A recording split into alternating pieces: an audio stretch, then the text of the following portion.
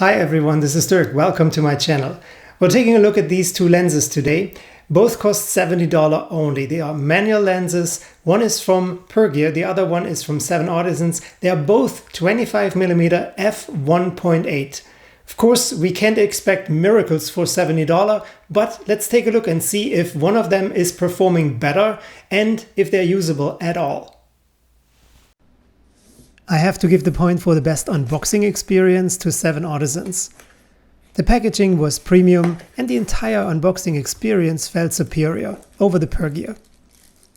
The grey cloth pouch for the 7Artisans was shipped separately, while the Pergear was already in a purple pouch in the box.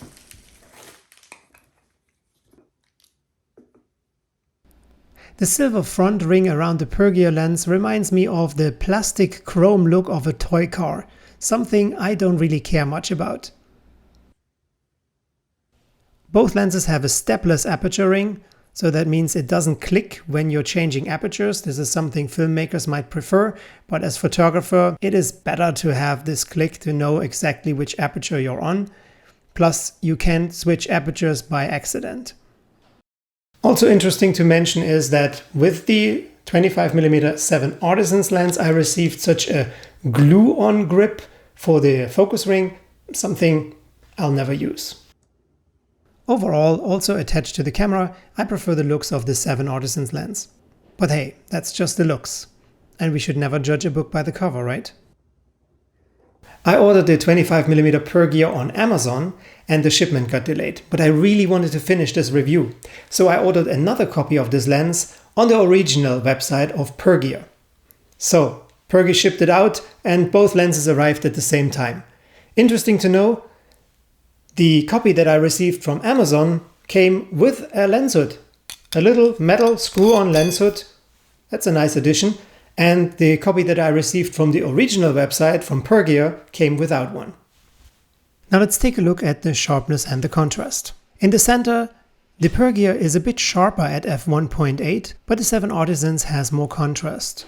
As soon as we step down to f4, both lenses perform similar in terms of sharpness, while the 7Artisans remains with more contrast. As soon as we go beyond f8, both lenses are getting a bit softer, with a tiny advantage for the Pergear. Now taking a look in the corners, the Pergear delivers much more usable results at f1.8 than the 7Artisans. We have to step it down to f5.6 for the 7Artisans to catch up with the Pergear or even to surpass it.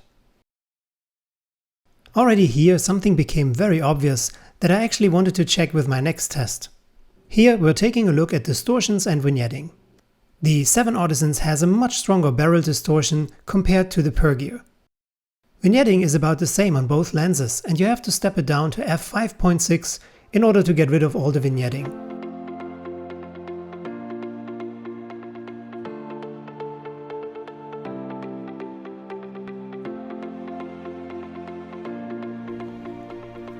Now we're recording against strong backlight. Both lenses have problems with chromatic aberrations. And here you can see clearly that the 7Artisans has a much stronger contrast, while the Pergear has more of a film look with reduced contrast.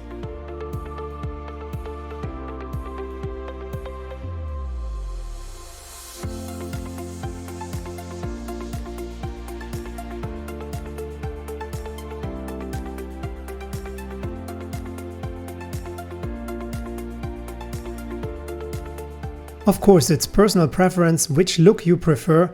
I know that a lot of filmmakers are purchasing expensive filters to achieve more of a cinematic look with lower contrast. So this is something you could accomplish right away out of the box with the Pergear.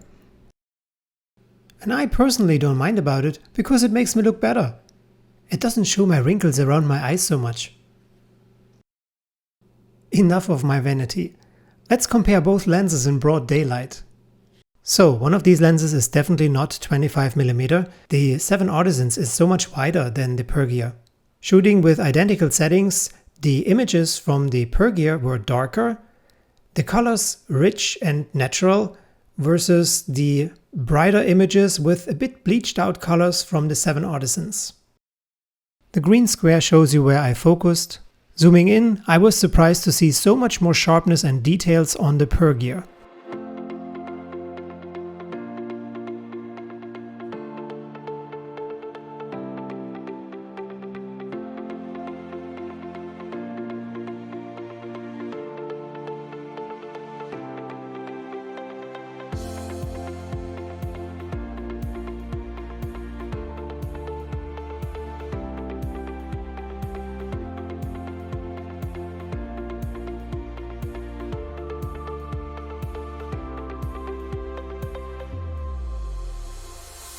I was focusing on the post with the traffic signs, recording the video footage at f5.6.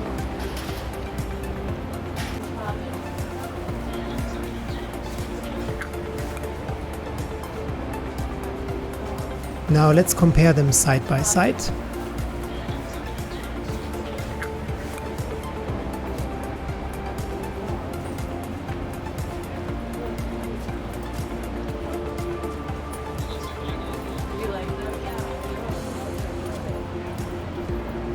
To make it more obvious, let's zoom in. Back at home I needed to be sure to know exactly which clip was recorded with what lens. So that's why I had to hold a little sign and apologize that I blocked the view here.